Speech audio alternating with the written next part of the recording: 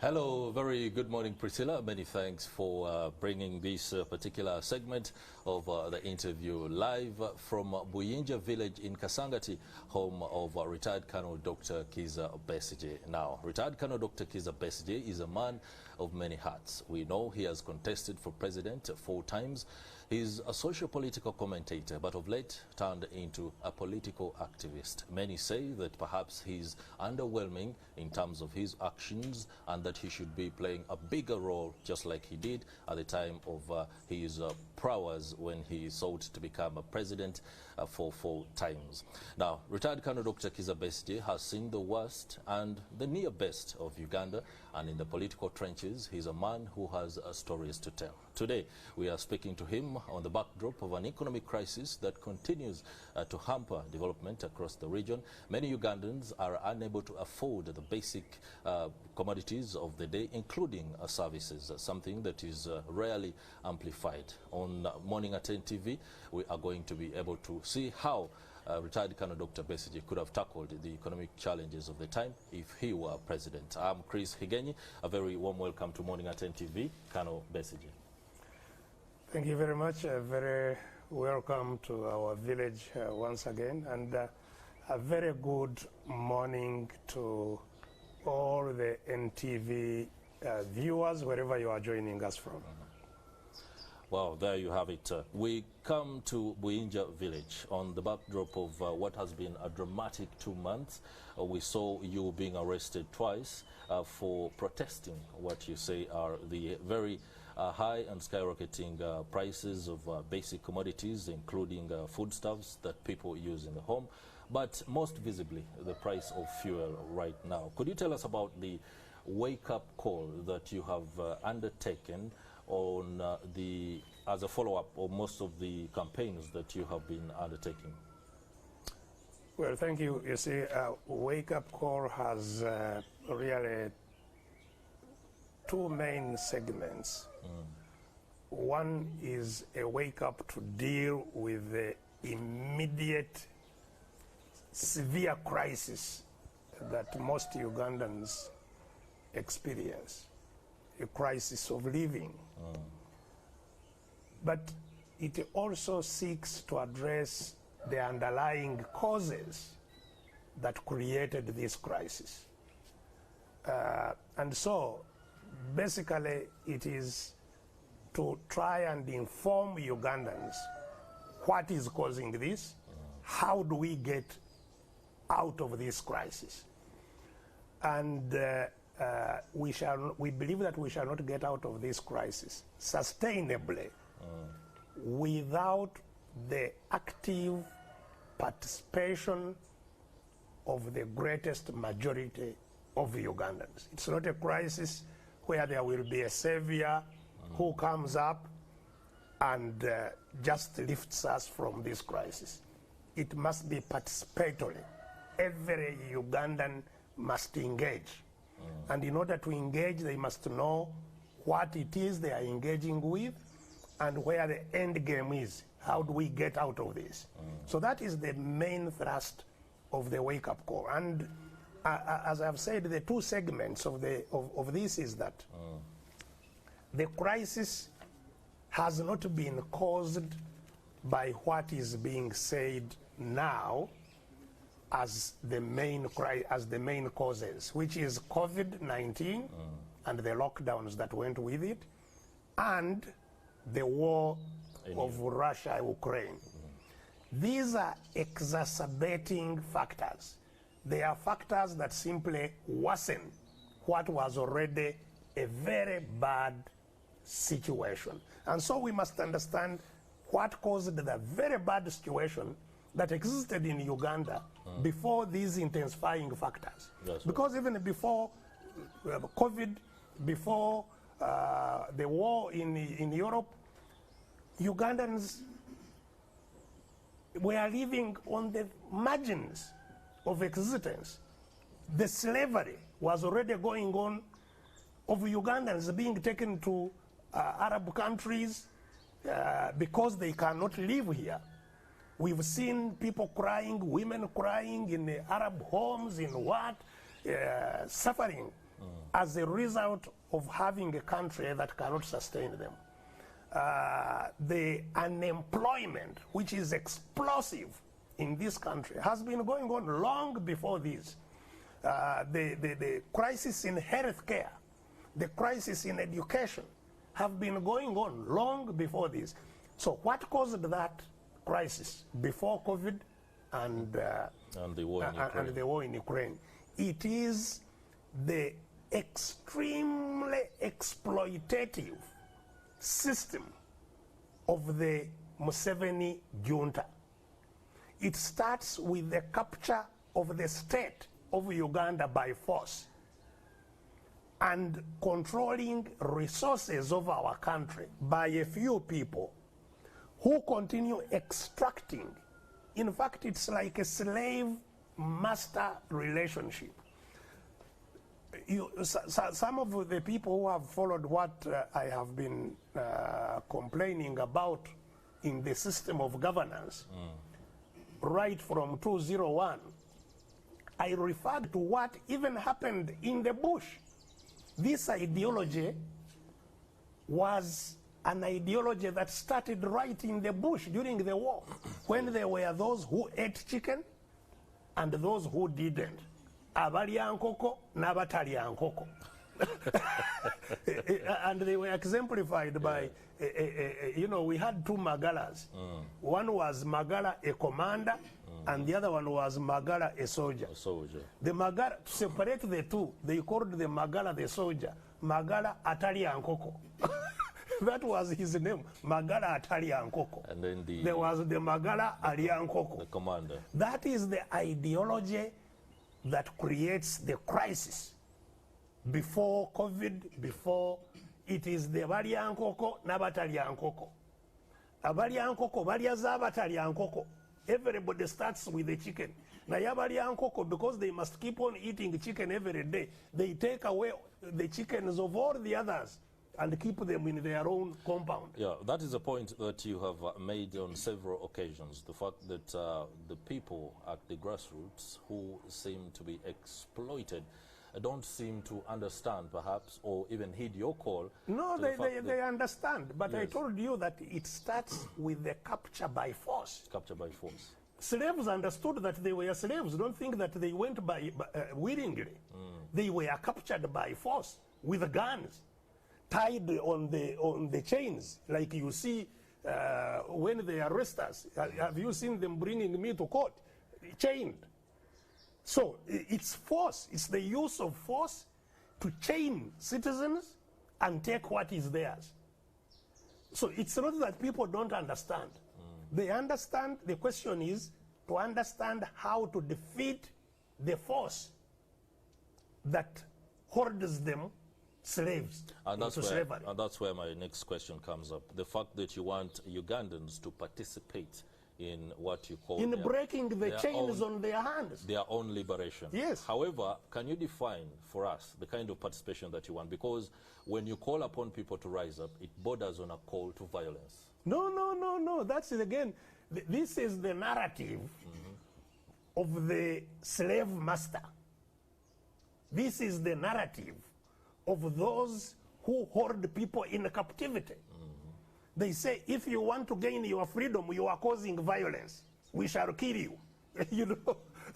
No.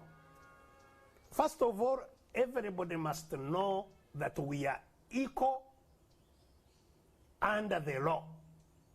Even by our own constitution, we are equal. We have equal rights. Those rights include our rights to oppose what is going on, our rights to resist bad systems, our rights to protest. Those are fundamental rights that are not only Ugandan rights, they are human rights, universal rights. And that's why everybody on the globe has a duty to protect our own rights here. They are not just Ugandan rights, they are universal. So if we protest like the teachers were protesting, all the teachers were they violent? No. Absolutely not. They said, we shall withdraw our labor. But they were terrorized. We shall now sack you. We shall do this. We shall, you know, if people followed what happened when the UNATU eventually caved in, which was most unfortunate. When UNATU caved in, they caved in under a barrage of intimidation, you know. Chairman Filbert Baguma was even told not to talk before Museveni. He said, you are an enemy, you know. Somebody just saying, I have a right to live. I am entitled to equal pay for equal work under the Constitution. So protest does not equal violence. The people who hold us captive are the users of violence. First of all, they use violence to get power over us. That's right. Which is what Museveni used. 500,000 people dead before he arrived in State House. He's the one who acquired power by violence. He holds it by violence. All right. The deployment of guns, you saw people stopping me from leaving my home. What were they using? They are violent. They are violent. They are aggressors. They are criminals. As a matter of fact, they are criminals. Just like the slave masters were criminals, these ones are criminals. Okay. That's a story that has played out very severally within Uganda's political space. Are you personally undertaking a sort of a petition in any form against these acts of violence against you, your peers in the struggle to, for example, assert court? No, because you see, I told you that this starts by capture of the state. So, the people of Uganda are not sovereign. They don't have power over their country. They are captives in Uganda. The sovereign, the one who has power over Uganda, is Museveni. So he's a king. The king is sovereign. So you've chosen not to petition the fact that so now this violence is meted against the institutions in Uganda are captive. The judiciary is captive. It does not serve according to the people. It serves according to that who has power, Mr. Museveni. That's why you've seen when we are in courts, when we are taken to courts, and we present our case, the magistrate or the judge says, now I have heard your case, you and you, I will now take a break and I will come back to give the ruling. That break is to seek the, what do you say, master? You know, because it's, they don't have the power. Okay. So going to petition court, yes, we do. We do from time to time. But not because we believe the courts are free. It is for two reasons. First of all, from time to time, you may find a magistrate or judge who has heard the call, who has internalized the call, who has joined the resistance. Your call. Yes, it's not a personal call. The call for freedom, the call for justice. You'll find some judges. So at that point, when such a judge makes a ruling that favors you, or it's not favoring me. Your political allies, it's in the system is fine. No. Even if it is against me, provided it is just. The whole thing is whether there is justice or not. Because, for example, when I went to ask for bail, and somebody says, pay 30 million in order to get bail, in a case which, if I was convicted, even pleaded guilty, even if I pleaded guilty, the maximum sentence is a fine of 1.2 million. But you say, in order to regain your freedom temporarily, as the case is hard, pay 30 million. That cannot be justice. So you cannot, whether he gave bail was in my favor, but it was too completely unreasonable. The terms were completely. So what we are talking about. That was later and again, the narrative of saying when the judgment is in your favor, you support it, when it is not, that is the narrative of the slave master. That is the narrative of trying to create an impression that the slave master has justice. It's the same thing with elections. They hoard elections not so that power can change, but so that they can create an impression that people have a participation. And in order to do that, they may give you a seat here, a seat there, a mayor there, and they say, but you win some of these things. But are you winning power? No. So these are facades. They are intended simply to justify the slave master, even the slaves. All right, I understand what you say, and of course it could be something that affects the system in its entirety. How do we move forward from that? Absolutely. So, as I have said, two things. There are two crises in one. The first one is the immediate one, where people can't pay rent, children cannot go back to school, people have no food. Posho now is which is eaten by most people, has gone to 4,000 a kilo. It is going to go to 10,000. I'm sure it will reach 10,000 a kilo. Why?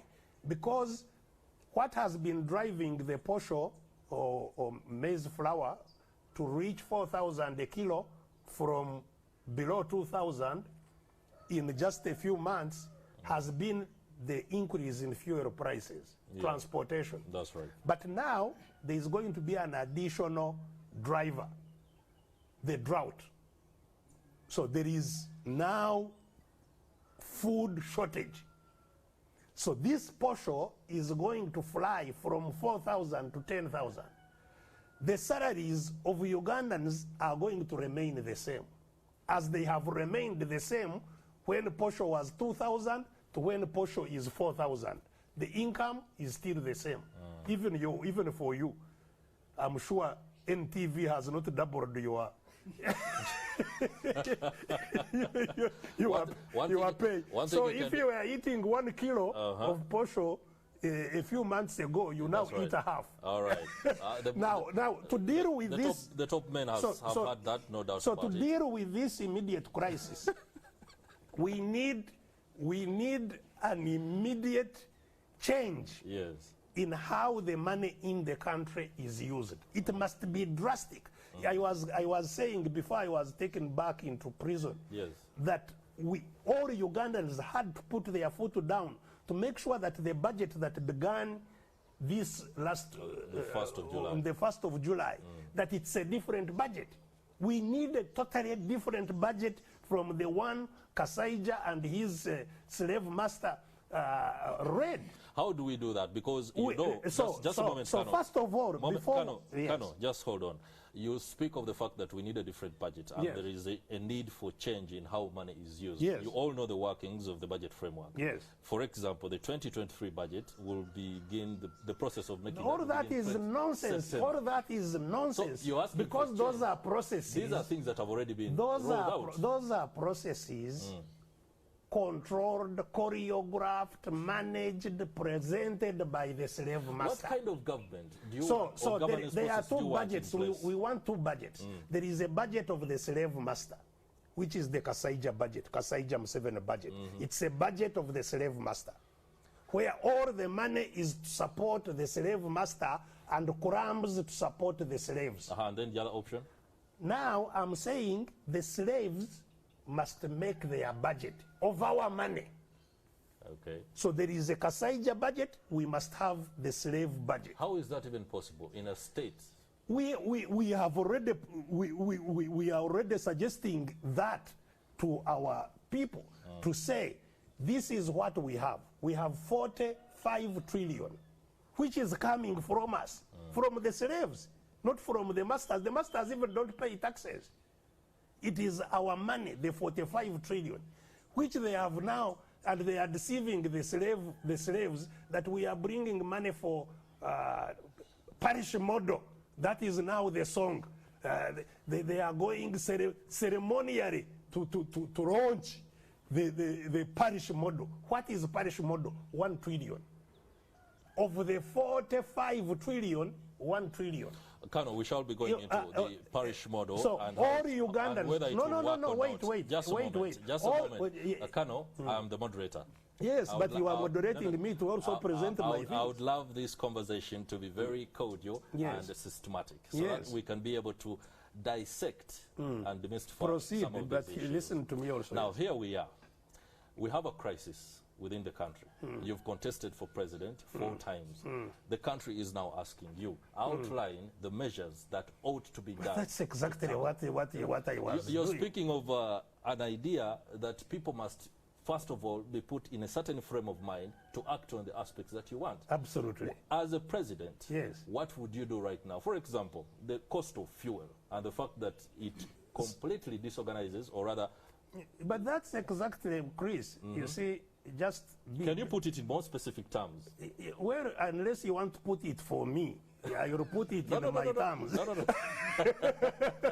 All right, put it in specific terms. Outline the measures that you would undertake if you were president to tackle the current economic crisis. That's exactly what I'm saying. I'm saying the resources of the people of Uganda must be shared out totally differently.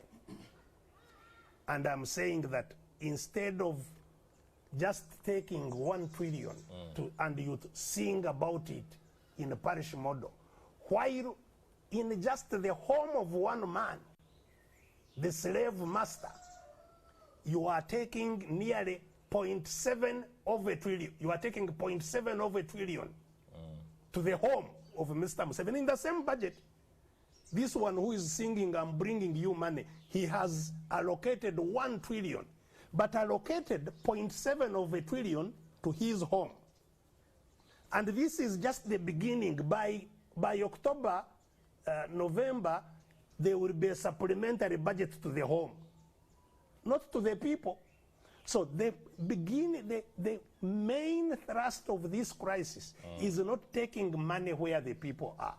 So we are saying, cut out all the extravagant expenditure, the high cost of administration, cut that trash out. We don't need 82 ministers to serve the slave master. We don't need them. America, the biggest economy on earth, has 15 ministries and 15 ministers.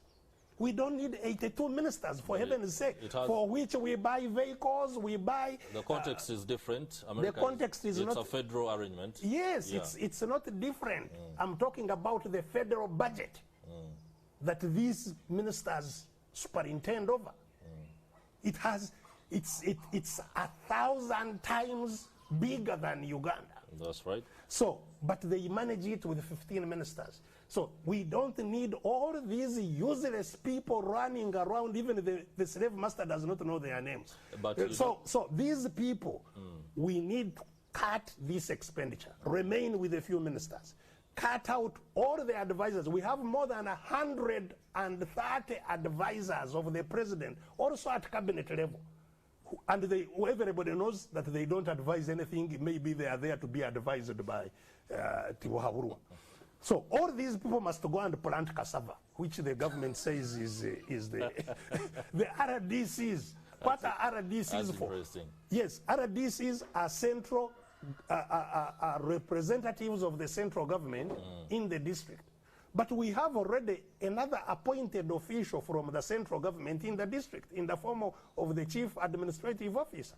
He is appointed by the same central government. That's right. We have an elected chairman of the district. So you seem we need to cut out. We need to a reduction of the workforce. Yes, the cost, the civil the service. Cost of because you see, all of these things are created not to serve the people, but to serve the slave master in maintaining power. It's patronage. It's called a system of patronage. That's right. Those who want to oppose him, he gives them an office where to keep on getting some money and keep quiet. All right, we are outlining the measures. That is one.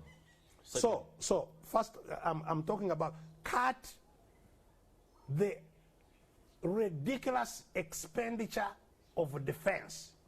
Uganda is not threatened by any of its neighbors, as we know. The only threat to Ugandans is Ugandans, not foreigners. The army is supposed to protect us against foreign attacks. Internal security depends on managing Ugandans. So cut defense expenditure. And I'm not saying cut the welfare of soldiers. Soldiers are some of the most suffering people in this country. Their crisis is much deeper than even that of teachers. Can you throw more light on that? Oh, yes. Please do. The earnings of soldiers, the welfare, they sleep in those mama ingia poles that catch fire every night, grass thatched. There is no reason why a family in Uganda of a soldier should live in a squalor like they do in Uganda, including policemen. You've seen where they live. I used to rear pigs. Pigs live better than where the policemen sleep. You know, the conditions of our people in uniform is deplorable. So when I talk about cutting expenditure on defense, I'm not talking about cutting the welfare. I actually want the welfare of soldiers to increase extremely high, to become very high. But we can achieve that because all this budget that is taken to defense does not benefit soldiers. They say it is for classified expenditure, to buy second-hand weapons and to be stolen. Wait a minute. You speak of second-hand weapons. You're a soldier. I don't want to say, since you're retired, you shouldn't mind about how the issues... I am a soldier, and even before I retired, I was the chief of logistics. Chief of logistics. So I know what I am talking about. When you speak on national television about the fact that the army is using second-hand weapons, what kind of patriotism is that? Because you're exposing the security of the country. If an enemy gets to know that we are using second-hand weapons, then we are vulnerable for attack. Yet you are dismissing the need to invest in security. No. Cut that. You see, again, all that is the narrative of the slave master. You keep referring to the narrative of the slave master and offering, I need the alternative narrative and in very specific terms. That's exactly what you see. The weapons market is an open market, actually.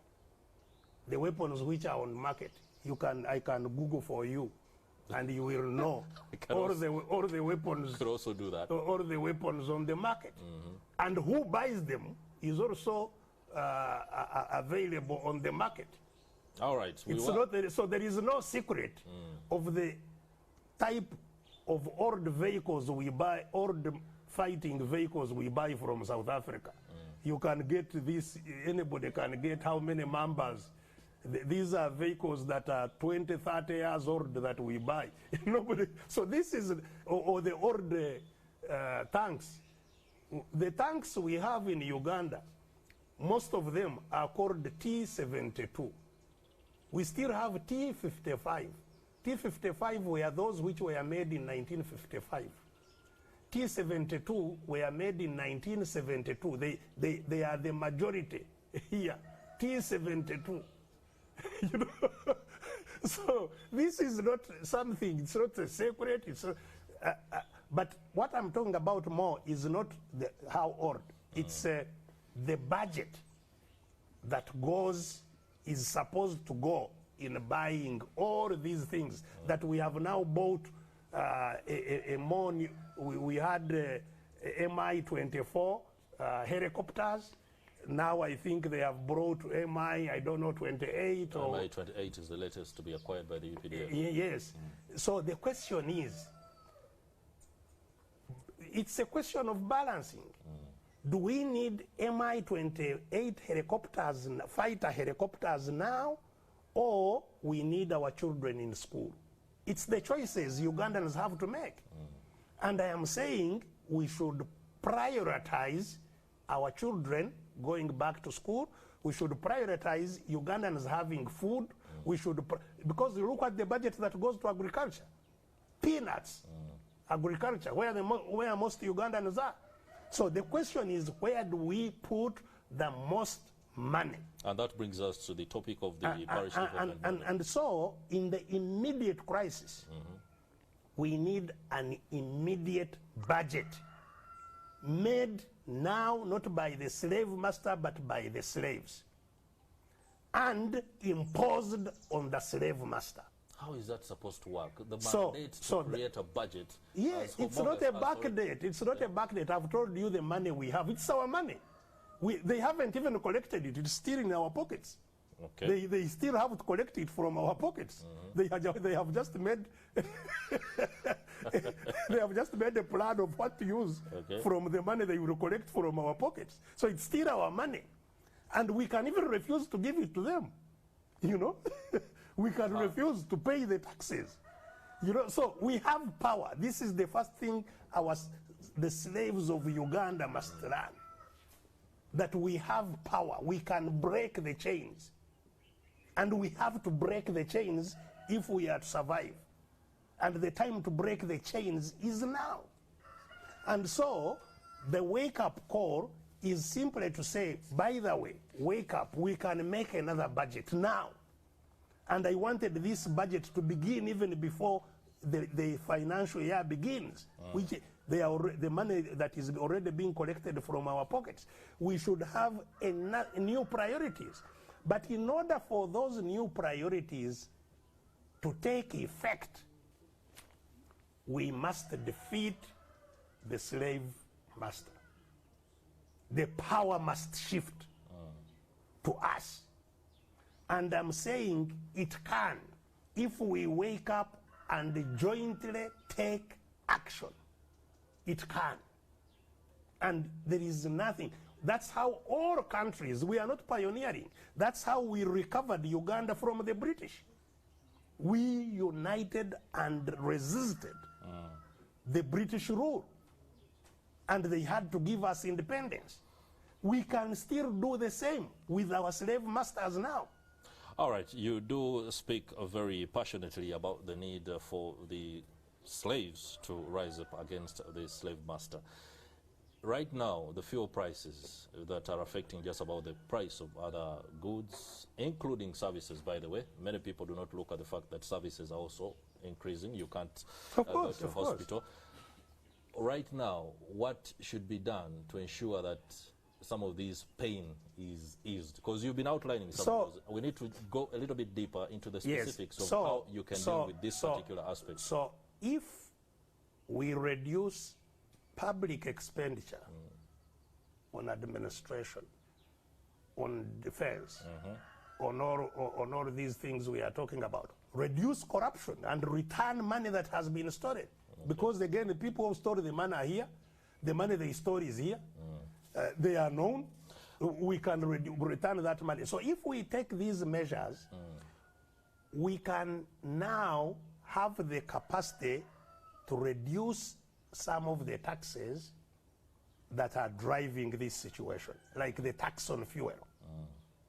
And all countries have indeed intervened in reducing the tax, because part of the pump price, you see, I think about 2,000, about 1,500 shillings is tax.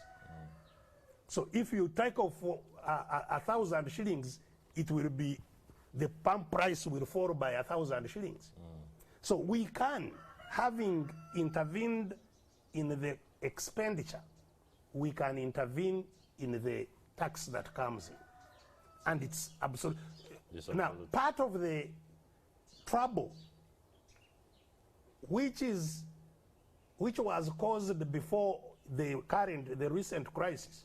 The war in Ukraine? Yes, the trouble before which we had before this is that we have no reserves.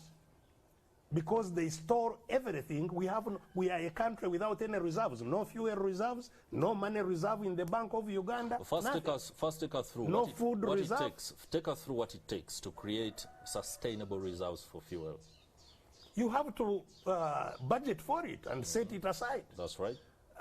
And over time accumulate, which is what has not been done, because again, We have the most, I think, we talk about, you know, it's a contradiction in terms for anybody in this slave master nation to talk about patriotism.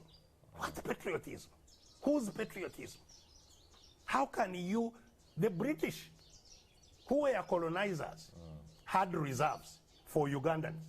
They made sure every home had a food reserve in the home, recorded by the government, which you were not allowed to touch, but it's yours, it's in your home. But the Muruka chief, the parish chief, ensured you don't touch it, would have a record of the food you have as a reserve. They would also have a record of the reserve the sub-county had. So some of the food would be given to the sub-county to be reserved at the sub-county. So we had a colonial regime that ensured there were food reserves in Uganda. We now have some people who call themselves Ugandans, who have been ruling over Uganda for nearly 4 decades. Not even one bag of food anywhere as a reserve. No, nothing. How can those people have the slightest claim to patriotism? No reserve of fuel, not even one jerrycan as a Ugandan reserve. Yet we are a landlocked country. We have reserves in Ginger. Amin, whom they call swine. Amin is the one who built the fuel reserve tanks in Ginger. They are empty. The Ugandan government handed them over to some Indian. They are no longer in the hands of the government. They belong to some Indian. And there is no fuel there. So how can anybody who does that to the country have the slightest claim to patriotism? We are in a country where the entire financial sector is foreign. All banks are foreign. In other words, you're suggesting Ugandans should be able to take on the mantle of managing some of our finances, including establishing banks. Of course. Yeah. If it was not for the Catholic Church that has a struggling centenary bank, there would be nobody in the financial sector, a Ugandan in the financial sector. And you call yourself a patriot? Nonsense. The finance minister and the permanent secretary in the Ministry of Finance, who is also the secretary to the Treasury, have spoken about the fact that subsidies are not the best possible intervention that government can make. The minister also claimed that if we are to do subsidies for fuel, we shall be emboldening a group of people who are wealthy and are dealers in fuel. Retired Colonel Dr. Kizza Besigye, it is well known that you are a fuel dealer. Now, Kasaija, Matia, and Ramadan Ngobi claim that if they undertake subsidies, they will be emboldening the likes of you. What's your comment on that? Well, first of all, again, I must underline that Kasaija, his friend Ngobi, are servants of the slave master. Their narrative is a narrative of the slave master. The granting of subsidies, it's not subsidies even. You know, when you reduce tax, it's not a subsidy. It's just a fiscal and financial policy. There is nothing. There is no subsidies when you give money from public coffers to support. So this is not a subsidy. It's just a policy that will bring down prices. And that, talking about smuggling, would be plausible if, even after reducing those prices, the prices of Uganda would be lower than the prices of the neighbors. Have they told you what the prices of the neighbors are? Why isn't fuel being smuggled from the neighbors here? Because all our neighbors have lower price of fuel than Uganda. That's right. So all that is just the narrative of the slave master. It's possible to intervene, to put down prices. Even if you wanted subsidy, you can. but given creatively. You can give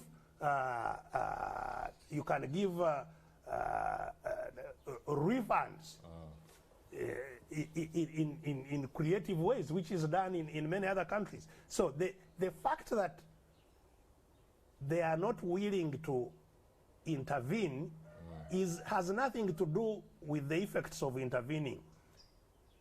What they don't want to interfere with are their advantages, their way of life. They don't want, Mr. Museveni doesn't want to reduce the 700 billion that has been budgeted for his office. Those who are earning extreme wages, you know, the governor of the Bank of Uganda earns nearly 50 million per month, while the teacher earns nothing. The members of parliament, the other day they took 40 million, which they share, on top of what they earn already, which is exorbitant, you know? They don't want those to change. The Speaker of Parliament bought a vehicle of 1.2 billion, in spite of having even been given 200 million for as an MP, you know. So they already have a private vehicle. Now they are buying them official vehicle. They were the vehicles of Kadaga, which were already there. So they don't want that to change. That is all. Okay. But we are saying, in order for us to get out of the crisis, in order for your salary to follow the price of maize, Yep. we need a different reset. All of us, for the country, we must have a new reset. In order to get the new reset, we have to fight for it. It won't come on a silver platter, no. All right. And those people who are saying, you know, they will shoot us, they will imprison us, even if you don't want, you accept to become a slave. Those are the only choices. Doctor, you keep referring or giving the impression that the government is solely responsible for some of the troubles that the average Ugandan goes through. But I want us to look at what an individual Ugandan can do within their settings to be able to improve their condition. Yesterday we had a conversation with one of the political leaders in the country, the principal of the National Unity Platform, and signed off with a very poignant statement. Ugandans are on their own. A Ugandan out there who is on his or her own right now needs to know how to get out of the problem. You've already said it. Participation you see, if Ugandans were on their own, oh, they would even be in heaven. Advise Ugandans. They are not on their own. Advise Ugandans. They are on chains. Somebody who is on chains is not on his own. Advise Ugandans on frugality. What can be done? The little money that they are getting. You see, talk about Ugandans. First of all, it's not that they have always lived in squalor.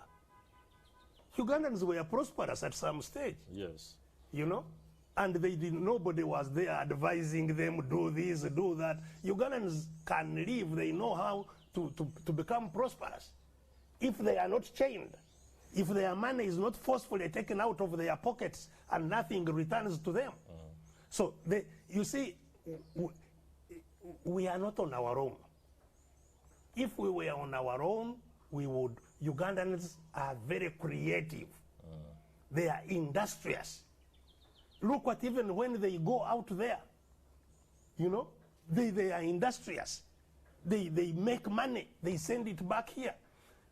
So the problem is the capture and control and you know, the exploitation, massive exploitation of Ugandans. If we get rid of that, and if we invest, because you see, again, Ugandans know that education is important, because they know that they need knowledge, they know that they need skills, and they have been ready to seek them. But the environment does not allow that. This is why, for example, the fight for teachers' welfare should not be a fight for the teachers. It should be a fight by the parents. But the narrative in the country.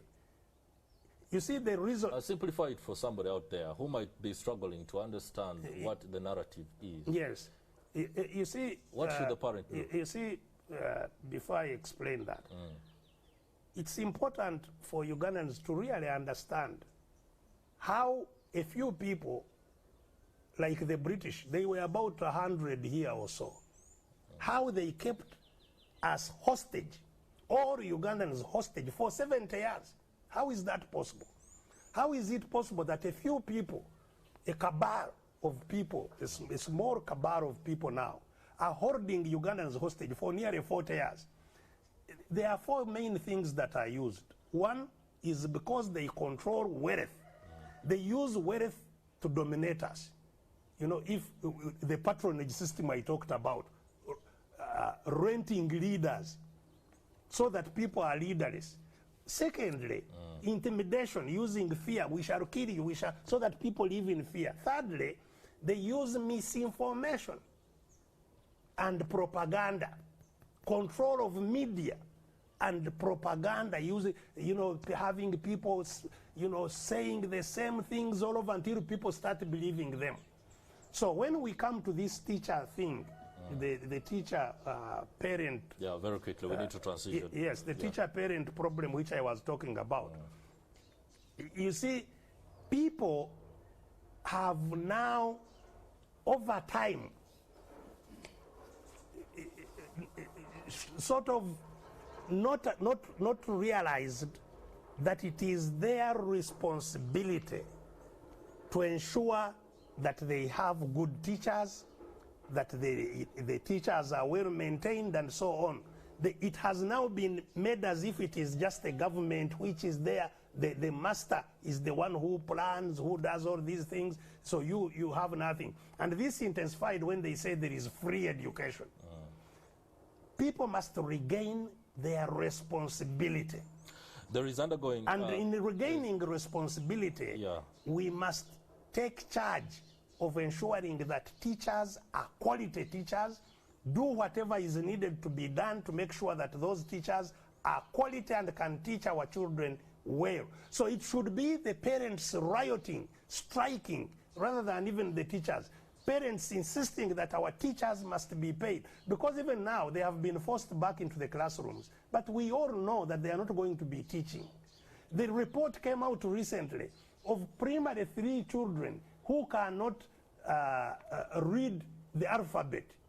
You know, that they are 60, I think they were 68% of children in P3 who can't read alphabet.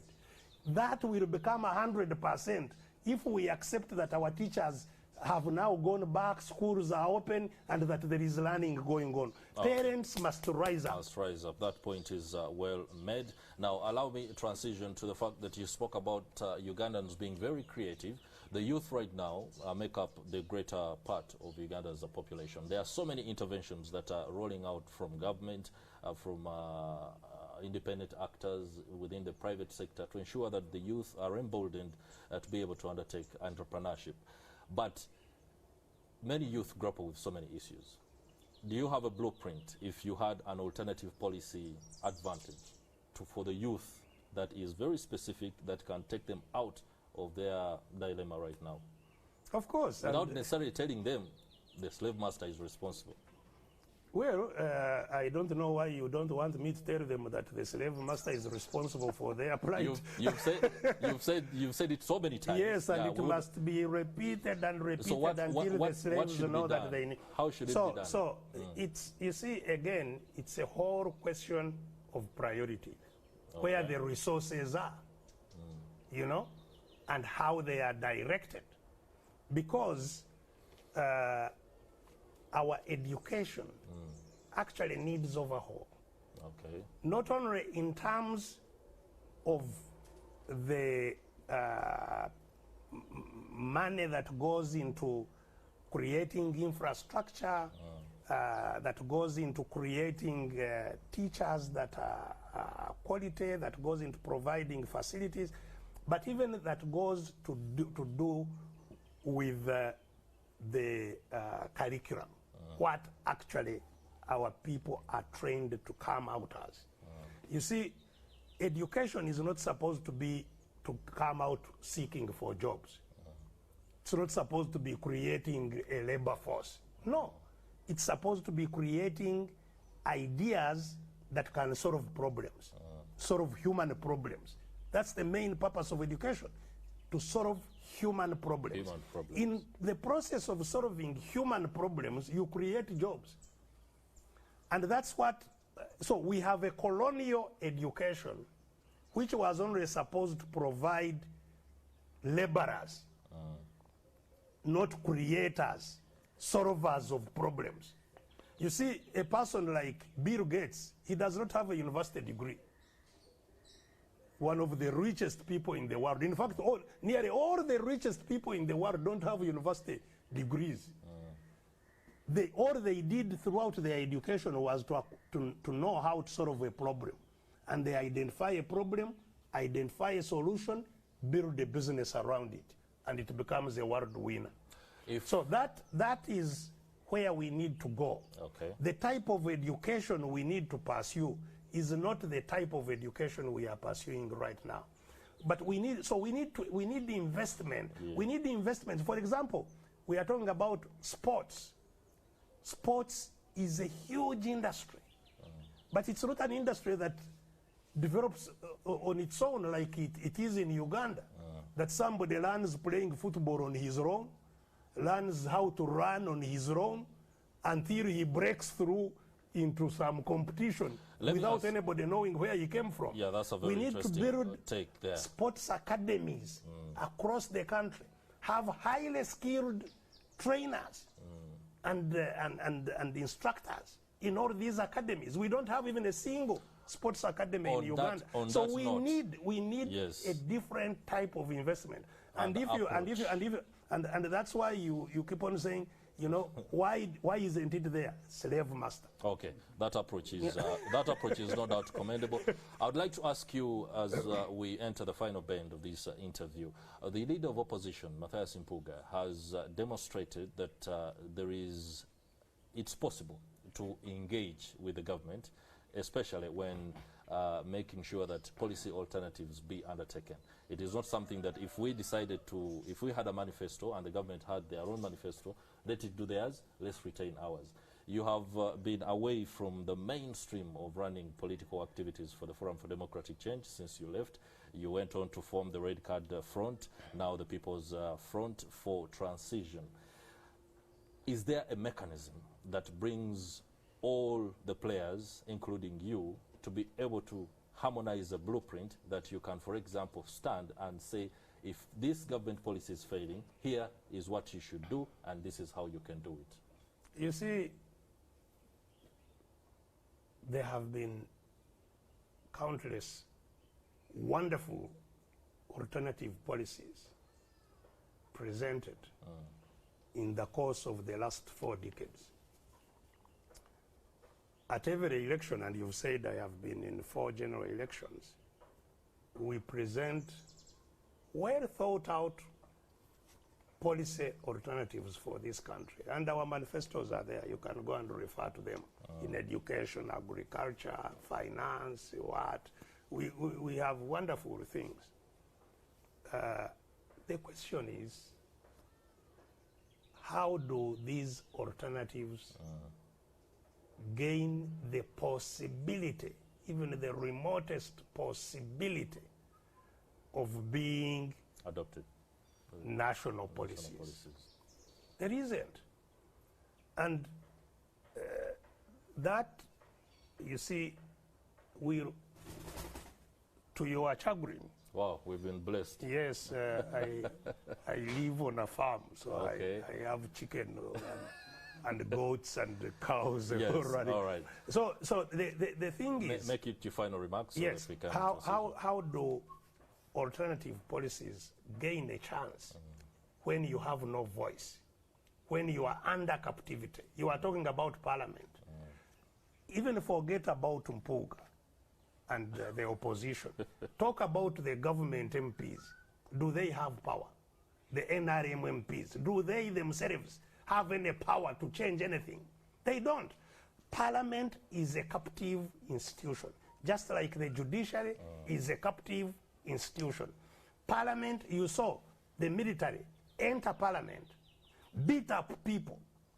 You had the Speaker of Parliament, the Right Honorable Rebecca Kadaga, write to the President, Mr. President, who are these people who entered Parliament and beat us up? I did not invite anybody. That's Kadaga was not opposition. Okay. Kadaga was the Speaker of Parliament, a long-term NRM leader, but her parliament was invaded by soldiers, just like the courts were invaded by soldiers and the court officials beaten by the black members. So the point is, there is no parliament. There is no parliament. Bottom line.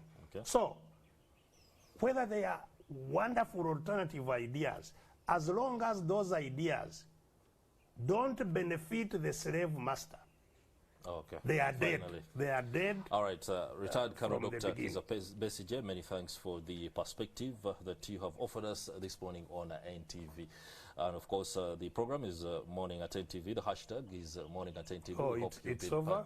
We've been part of the conversation. We can never have time to talk and finish some of these aspects. But Regrettably, no doubt, I have a presser at GEMA headquarters, so I will continue to talk to you. All right, but Thank we do you very appreciate your time and, of course, the perspective that you have shared. Are you planning to write a book?